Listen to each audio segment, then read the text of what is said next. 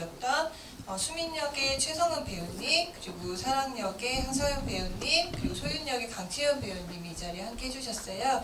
앞으로 모시고 관객과의 대화를 진행하도록 하겠습니다. 박수 부탁드릴게요.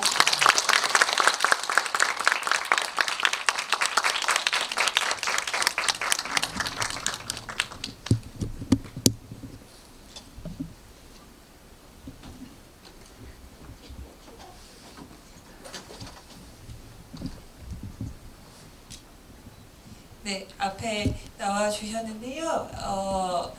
감독님부터 관객분들께 인사를 좀 부탁드리겠습니다. 네, 안녕하세요. 힘을 낼 시간 감독한 남봉선입니다. 안녕하세요. 힘을 낼 시간에서 이사랑 역을 맡은 배우 하서연입니다. 만나서 반갑습니다. 안녕하세요. 힘을 낼 시간에서 수민 역을 맡은 배우 최성은입니다. 반갑습니다. 안녕하세요. 힘을 낼 시간에서 소윤 역할을 맡았던 강채윤입니다.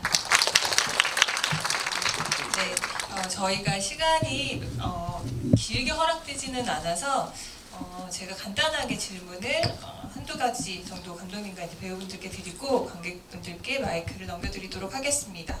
먼저 이제 이 감독님께 좀 질문을 드리고 싶은데요. 이 영화 같은 경우에 이제 아이돌 산업에서 좀 어떻게 보면 성공하지 못한 아이돌들의 이제 여행을 다루고 있는데 어떻게 이제 좀 이 이야기를 시작하게 되셨는지 좀 궁금하기도 하고, 원래 이게 국가인권위원회 이제 제작으로 나오고 있는데 의뢰를 받으셨을 때 아이돌의 이야기를 해야겠다라고 생각하신 이야기 배경은 이제 무엇이고, 그리고 또 어떻게 취재를 좀 하시고 소재를 좀 모으셨는지도 궁금합니다.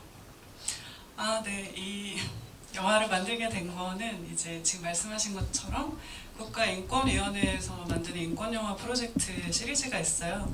그래서 이제 그거를 의뢰를 받아서 작업을 하게 됐는데, 그때 그 당시에는 이제 주제가 없었고요.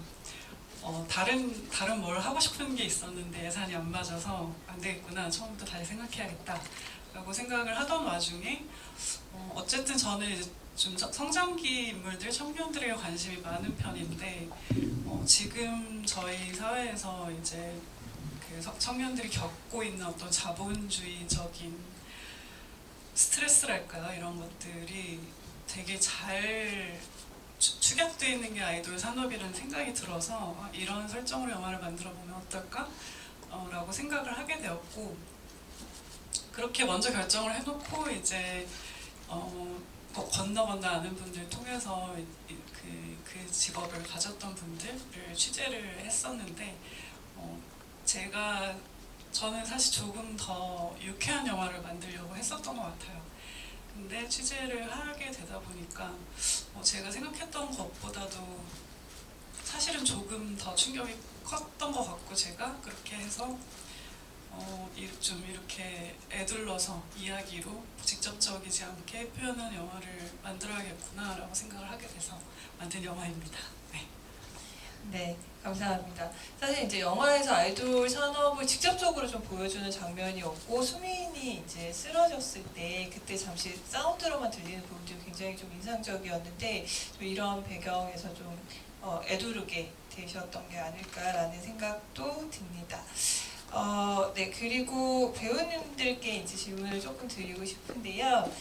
사실 이제 세 분의 캐릭터에 대해서 좀 이렇게 질문을 드리고 싶었어요. 먼저 이제 사랑 역할 같은 경우에는 사실 이제 유일하게 영화 속에서 나레이션을 하지 않잖아요. 그리고 이제 사랑의 생각을 조금 읽을 수가 없게끔 되어 있는 부분들이 있고, 또 굉장히 불안해 보이기도 하고 한편에서는. 근데 마지막에 힘을 낼 시간이다 라고 하는 이제 영화의 제목처럼 좀 힘을 내는 인물이기도 하고, 사랑의 이제 속 이야기를 저희가 듣지 못했던, 이 나레이션을 통해서라도 듣지 못해서 사랑의 속마음은 어떤 것이었을까라는 좀 생각이 들었고, 사랑이를 이제 어떻게 좀 사랑이의 캐릭터를 어떻게 해석하고 또 연기를 하셨는지 궁금했었습니다. 네. 세 분께 제가 질문을 한 번에 쫙 드리고 답변을 드릴까요? 네. 그리고 수민이 같은 경우에는 사실 이제 그 남우성 감독님의 그 전작에서도 출연을 하셨었죠. 그 10개월의 미래라고 하는 영화에서 또 굉장히 이제 이 영화 속에 등장하는 수민과 어떤 면에서 좀 닿는 부분들도 있는 것 같아요. 그래서 굉장히 이제 책임감이 강하고 무엇이든 열심히 하려고 하고 또 그것 때문에 굉장히 좀 강박적으로 보이기도 하고 그래서 어떻게 보면 굉장히 강해 보이기도 하지만 또 사랑이보다 더 약해 보이는 더 약함을 좀 가지고 있는 캐릭터가 아닐까라는 좀 생각도 들었어요. 그래서 좀 수민이는 좀 어떤 캐릭터인지 좀 궁금했었고요.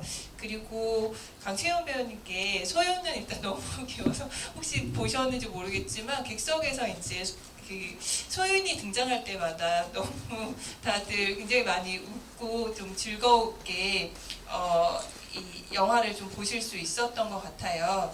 그리고 사실 이제 이들의 여행에도 어떤 굉장히 중요한 계기가 되어주는 인물이기도 한데 그래서 이제 역시나 소윤 같은 경우에도 겉으로는 굉장히 밝지만 사실 속으로는 굉장히 좀 여리고 사실 그 영화 속에서 수민이가 이제 그만 가줬으면 좋겠다라고 얘기를 할 때 너무 당황하면서 사실 굉장히 좀 겁먹은 고양이 같았거든요. 그래서 이제 좀 어떻게 보면 굉장히 상처도 많고 또 그럼에도 불구하고 사람들 곁에 계속해서 이제 좀 있고 싶어하는 캐릭터 같아 보이기도 했었는데 또 소유는 어떤 캐릭터인지 좀 설명을 듣고 싶습니다. 네, 그래서 세 분께. 네. 일단 사랑이라는 인물은 걸그룹 해체와 가장 가까웠던 동료의 죽음으로써 굉장히 심적으로 인생의 갈림길에 서 있는 심적으로 되게 불안정한 인물이었어요.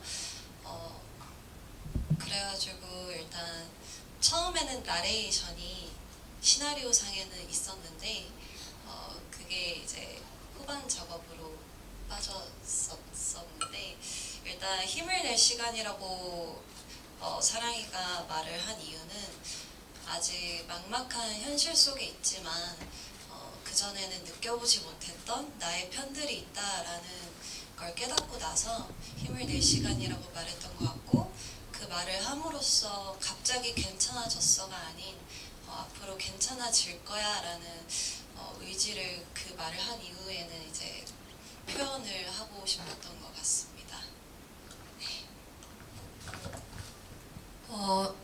수민이는 일단 힘을 낸 시간 여기 나오는 걸그룹의 리더였고요. 어떻게 보면 저랑 되게 닮은 부분이 좀 많다고 느꼈던 것 같아요. 연기할 때는. 그리고 저보다도 훨씬 더 책임감도 강하고 되게 자기 자신을 더 채찍질을 해왔던 친구라고 생각을 했었고요. 그래서 자리도 자리인 만큼 리더이기 때문에 자기 이제 동생들 그리고 이제 같은 팀원들을 누구보다도 다 챙겨야 했고 그들보다 더 열심히 했어야 됐기 때문에 가장 자기를 좀 자기가 지금 어떤 걸 느끼는지 자기가 지금 어떤 상태인지 보다는 더 열심히 해야 하고 더 우리가 하루하루 더 열심히 살아야 하고 우리가 주어진 것들을 계속해서 잘 해내야 한다라는 어떤 압박감과 부담감과 어떤 책임감 속에서 본인을 좀 굴렸던 그런 친구라고 생각을 했고요. 그래서 어떤 부분에서 되게 저랑 살아왔던 어떤 궤적이 되게 다른 친구이기도 하겠지만 되게 저랑 맞닿고 비슷하다고 느꼈던 지점들이 되게 많아서 마음이 많이 가고 또 아까 사랑이보다 어떤 부분이 또 여릴 수 있다고 느꼈다고 하셨는데 제가 생각을 했을 때도 수민이가 겉으로 봤을 땐 되게 강해 보이고 많은 것들을 책임지고 있지만 어떤 부분에서 되게 자기 자신에게 소홀히 했던 어떤 연약한 지점들이 그 수민이가 갖고 있었던 지점이 아닐까 이런 생각을 합니다. 네. 저도 영화 같이 봤거든요. 그래서 써주셔가지고 감사하고요. 소윤이는 제가 생각했을 때 저와 닮은 부분은 뭔가 좋은 것이 있으면은 표현과 표출을 조금 좋아하는 친구인 것 같고 그런데 좀 다른 게 있다면 그 극속 소윤 저 친구는 딱히 상대에게 뭔가를 바라지 않는 때 이제 사랑을 무한히 주는 그런 느낌인 것 같고, 저는 아쉽게도 아직은 조금 바라는 게 있는 채로 사람을 사랑하는 것 같고요. 그래서 이 극 중 소윤이란 친구를 접하게 되고 연기하게 되면서 아, 좀 배우고 싶다 이런 생각을 좀 했던 것 같고요. 또 이 아이는 엄청 에너지가 넘치고 그 밝은 또 맑은 아이여서 이들을 되게 사랑해주기 위해 태어난 것 마냥 너무 사랑을 해주고 있더라고요. 오늘 보는데도 어떻게 저렇게까지 사랑을 줄까? 아무튼 그렇게 어떤 마음의 깊이가 엄청 깊고 넓은 친구라는 생각이 들었어요. 그리고 어찌 보면 감히라고 생각할 수도 있지만 감히 이들에게 위로를 해주고 싶었고, 감히 이들을 태워다주고 싶었고, 감히 이들을 위로해주고 막 행복하게 만들어주고 싶다는 생각을 소연이가 했었던 것 같아요. 감히. 근데 이제 아무튼 서로에게 위로가 되는 시간을 보내지 않았나 하는 생각이 들었던 것 같습니다. 네. 네, 감사합니다. 또 저도 세 분의 말씀을 들으면서 좀 세 분 캐릭터에 대해서 더 깊이 좀 생각을 해볼 수 있었던 것 같습니다. 네, 질문이 있으신 분들은 이제 손을 들어주시면 저희가 마이크를 가져다 드리도록 하겠습니다. 제 앞에 여기 앉아 계시는 분께 먼저 부탁드립니다. 뒤쪽에 사실 조명이 너무 밝아서 손을 드셔도 지금 좀 안 보이는 상황인 것 같기는 한데요. 네, 일단 먼저 네. 감사합니다. 영화 재밌게 잘 봤습니다. 저는 감독님께 질문 드리고 싶은데요. 일단 감독님이 그 시크릿 러버 작곡 작사하신 거부터 해서 음악에 많이 신경을 쓰신 것 같고 그렇게 알고 있는데, 두 번째 보니까 음악을 더 집중하면서 봤던 것 같아요. 그래서 음악적으로 연출할 때 어떤 점 신경 쓰셨는지랑, 그리고 유독 이번 영화에서 더 뭔가 클로즈업, 그리고 배우들 눈이나 막 이런 얼굴을 집중해서 보게 되는 장면이 많았는데 그런 연출은 어떻게 생각하셨는지 궁금합니다. 감사합니다. 아, 네. 우선 네. 시크릿 러버부터 설명을 해보겠습니다. 요거는 이제 그냥 가장 좋아하지 않을 수도 있었던 노래라고 생각하고 그냥 귀에 쏙쏙 꽂히는 어떤 곡을 하나 만들어야겠다. 근데 최대한 경박하게 만들어야겠다라는 생각으로 제가 만든 곡이고요. 근데 이제 부작용으로 오히려 중독성이 있어서 좀 현장에서부터 좀 문제가 되고 있는 그런 곡인 것 같고, 음악적으로는 이제 저희 영화에서는 이제 아이돌 그룹이 나오지만 저희가 이제 그쪽 전문가들도 아니고, 그래서 그 음악을 표현하기보다는 이 여행 자체에서 가져갈 수 있는 어떤 정서들을 좀 쌓아주고 싶었어요. 그래서 이제 모임별이라는 그룹과 협업을 하게 되었는데, 보시면은 어쨌든 전반부에는 좀 고립의 테마를 가지고 있는 음악들을 썼고, 그게 이제 엔딩으로 갔을 때 좀 해소의 지점이 생길 수 있도록 약간은 이제 반복되는 구조들을 좀 사용하려고 노력을 했었습니다. 그리고 저희가 이제 굉장히 가벼운 영화였어요. 저희 배우랑 스태프 다 합쳐서 20몇 명이 갔었거든요.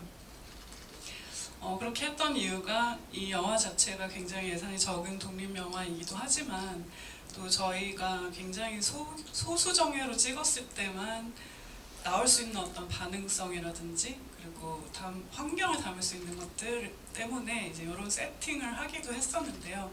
그래서 어떤 정해져 있는 내용들을 그 콘티대로 찍기보다는 약간 이제 배우의 표정들, 어떤 상황들을 먼저 놓고 저희가 카메라로 다가가서 잡으려고 했던 장면들이 꽤 있어요.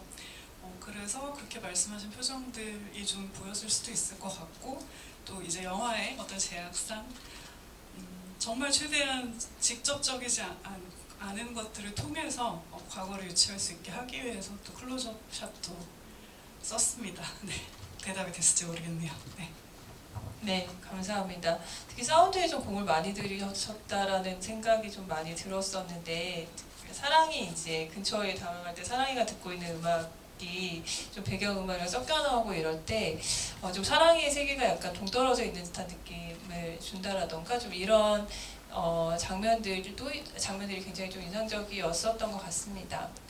네, 그리고 네, 이쪽에 네, 제가 여기 먼저 마이크 드리고 뒤쪽에 드리도록 하겠습니다. 네.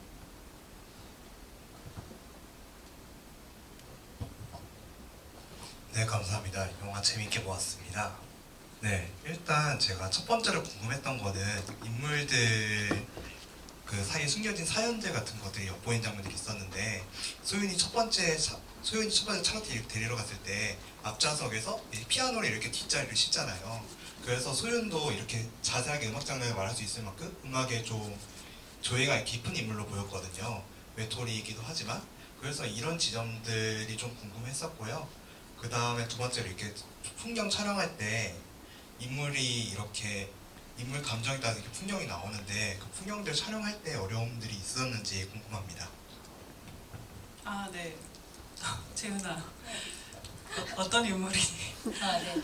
저희 그 소윤이라는 친구가 사실은 많이 외톨이에요. 그래서 음악을 굉장히 좋아하는데 지금 현재 좋아하는 장르는 이제 약간 모던 락 계열으로 설정이 돼 있고 구체적으로는 이제 세이수미 팬이다 이렇게 설정을 했어요.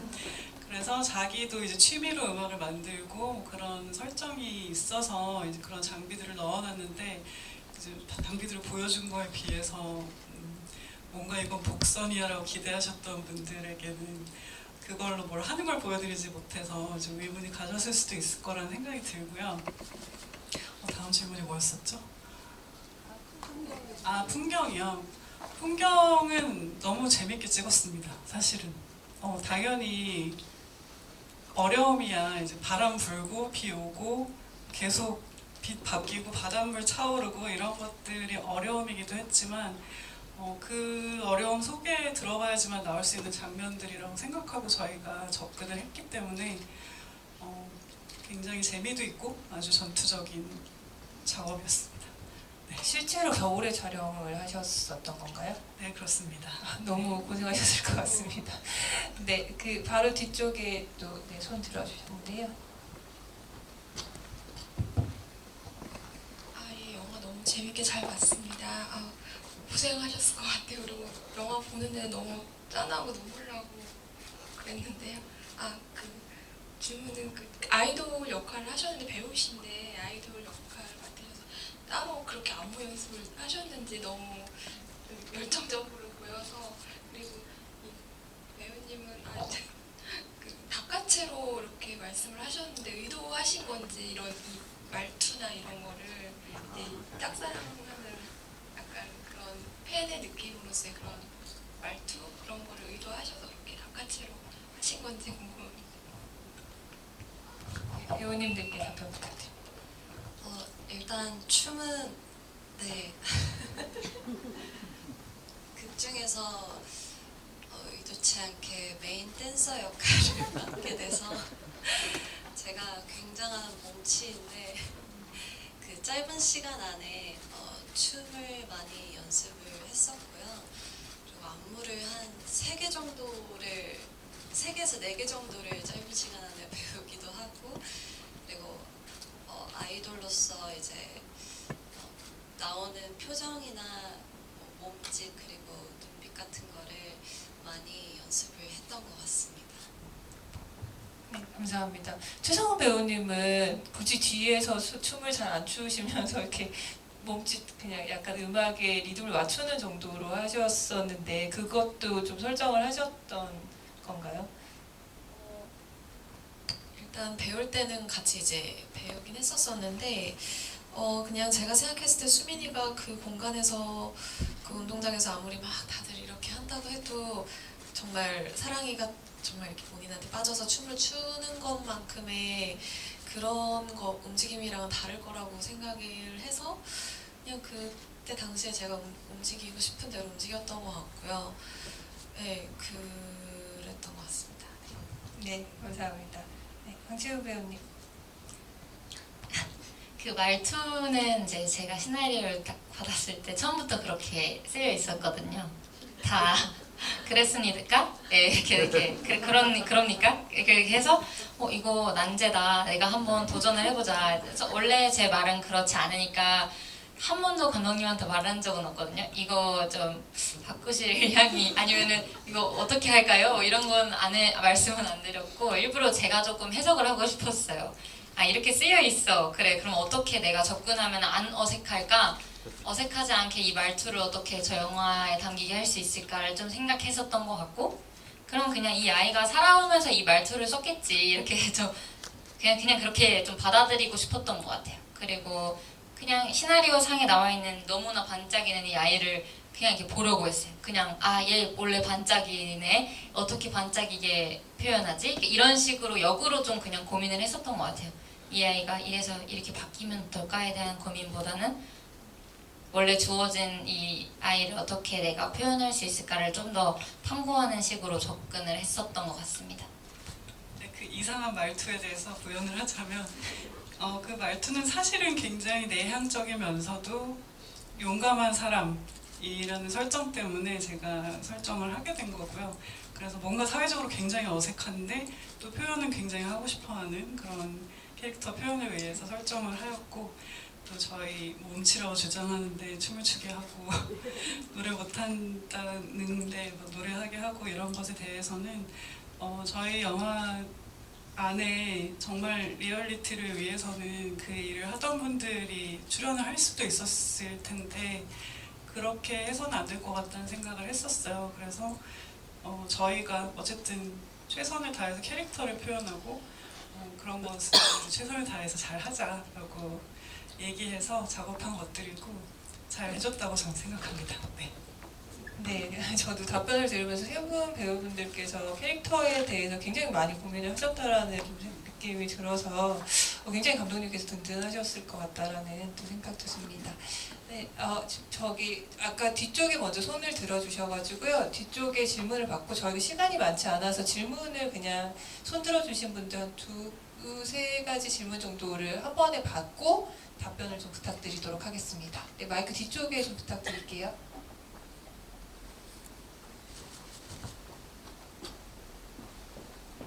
혹시 질문 있으신 분, 다른 분들도 손 한번 들어봐 주시겠어요?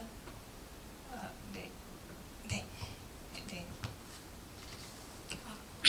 네, 먼저 일단은 영화 너무 보면서 위로를 많이 받아서 좋게 봤다고 소감을 남기고 싶었고요. 그리고 그 영화 중간에 소윤한테 그 걸그룹 팬이냐고 이렇게 물어보니까 아니라고 해서 좀 어색해지는 그런 장면이 있는데 영화를 본 관객으로서 약간 팬인 그런 상황이면 조금 더 억지스러워서 좋았다라고 생각을 했지만 혹시 그런 식으로 이야기를 연출한 이유가 특별한 이유가 있으실지 좀 궁금했고 그리고 또 뭔가 좀 신경 다양증에 관심이 많은 관객으로서는 소윤이란 캐릭터를 좀 자폐 스펙트럼에 있는 캐릭터로도 해석이 가능할 수 있지 않을까 생각했는데 혹시 이런 부분도 캐릭터를 만드실 때 생각을 하신 부분인지 궁금합니다. 네, 마이크 앞쪽에 좀 부탁드립니다. 네, 질문 답변 먼저 해주셔도 괜찮을 것 같아요. 네네. 네네. 소윤 잠깐만 첫 번째가 뭐였지? 네네. 그거는 너무너무 중요한 포인트라고 저는 생각을 하는 게 실제 이제 정말 팬클럽이고 팬덤 안에 있는 팬이면 절대 이렇게 행동하지 않을 거라고 생각했어요. 그래서 진짜 팬들에게 대한 예의이기도 하고 물론 그 소윤이 진짜 팬이 아니라고는 할 수는 없지만 이제 본인이 어떤 그 팬으로서의 에티켓이라든지 뭐 그런 것을 잘 알지 못했기 때문에 이렇게 막 말을 시키고 그랬던 것 같거든요. 그래서 그거를 한 번은 짚어주고 싶다는 생각이 들어서 그 부분을 이야기했고요. 지금 말씀하시니까 소윤에게 그런 측면이 있을 수 있다고 생각이 들어요. 근데 그거 이제 막 자폐 스펙트럼이라고 설정하고 들어가진 않았지만 제가 생각하는 캐릭터가 지금 말을 하는 방식이라든지 여러 가지 방식들이 어쩌면은 그럴 수도 있겠다라는 생각이 지금 말씀을 하시니까 또 드네요. 네. 네, 감사합니다. 마지막 질문이 될 것 같은데요. 네, 여기 마이크 좀 부탁드리겠습니다.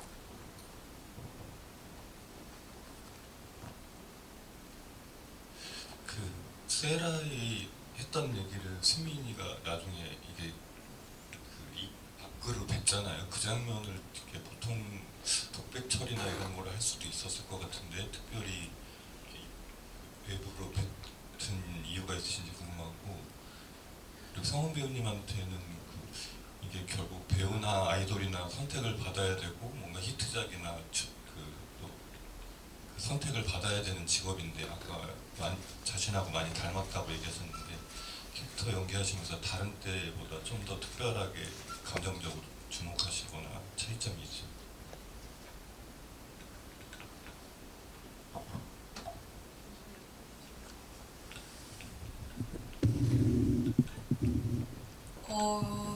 근데 사실 모든 역할들을 마주할 때 좀 본능적으로 저와 닮은 구석을 제가 찾게 되는 것 같긴 해요. 그래서 뭐 수민이라고 해서 제가 더 다른 인물을 마주할 때보다 더 어떤 것이 더 와닿았다 이런 거라기보다는 그냥 어떤 나랑 이런 부분이 닮아 있구나 이런 것들이 그냥 본능적으로 느껴졌던 것 같고, 그리고 어떤 부분에서는 되게 안 닮기도 하다고 생각이 이제는 조금 들긴 해요. 근데 그때 당시에 제가 수민이를 연기했을 때는 그냥 몇 살이었을지 모르겠어요. 28에 저는 그때 당시에는 제 자신이 되게 뭔가 항상 뭔가 이렇게 인생을 살아내야만 하는 것이라고 생각을 더 많이 하면서 살았던 것 같고, 그런 지점이 수민이가 갖고 있는 어떤 부분과 되게 닮아 있다고 생각을 했는데, 지금은 조금 모르겠어요. 이게 뭐 하루하루 살고 뭐 이런 작품을 만나고 이런 사람들을 만나면서 제가 갖고 있는 생각, 그리고 제가 갖고 있는 저 자신에 대한 이미지도 약간씩 달라지게 되고 확장이 되는 것 같은데, 그런 부분에서 지금의 저는 수민이랑 다른 거 그리고 비슷한 거가 좀 더 그때보다 명확하게 구분이 되는 것 같아요. 그래서 그때 당시에 저가 비슷하다고 느꼈던 지점을 좀 많이 느끼면서 그냥 수민이를 열심히 수민이로서 존재하려고 했던 것 같아요. 네, 감사합니다. 그리고 이제 마지막에 수민이가 말을 하잖아요. 근데 제가 오늘 보면서 다시 또 느낀 게 이 영화가 사실 애도의 영화일 수도 있었겠구나라는 생각을 했어요.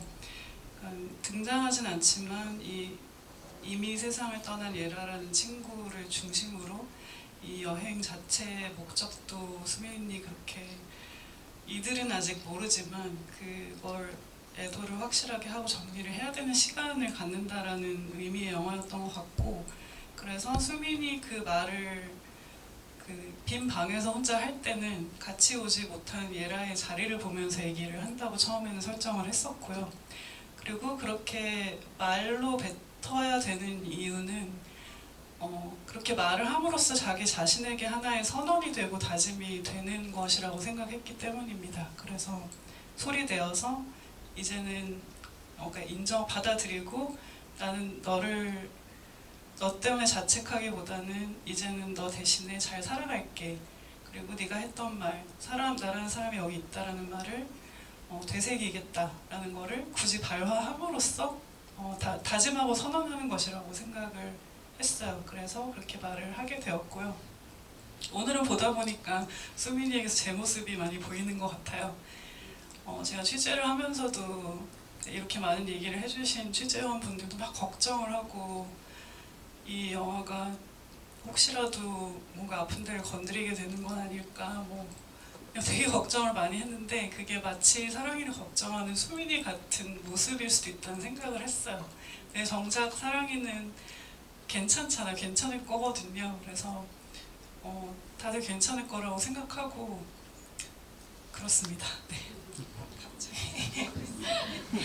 네, 말씀 주신 것처럼 사실 이제 그 장면도 굉장히 좀 인상적이었거든요. 그러니까 사실 약봉투가 다 까져 있었을 때 사랑이는 이거를 이제 약통에 집어넣기 위해서 약봉투를 다 깐 거고, 그건 사랑이가 이제 다른 사람들한테 보여지는 시선이나 이런 것들에서 이제 약을 먹는 거를 좀 들키지 않고, 혹은 이렇게 어쨌든 이제 앞으로 살아갈 준비를 사랑이는 계속해서 하는 것인데, 수민이는 계속 이제 무슨 일이 일어났을까가 계속 걱정을 하잖아요. 하지만 사실은 이제 사랑이에게는 굉장히 살아갈 힘이 있었던 그런 장면이었다라는 생각이 들어서 좀 말씀 주신 부분들에 저도 좀 되게 많이 공감이 되는 것 같습니다. 네, 저희가 시간이 없어서 오늘 이 시간을 좀 마무리를 해야 될 것 같고요.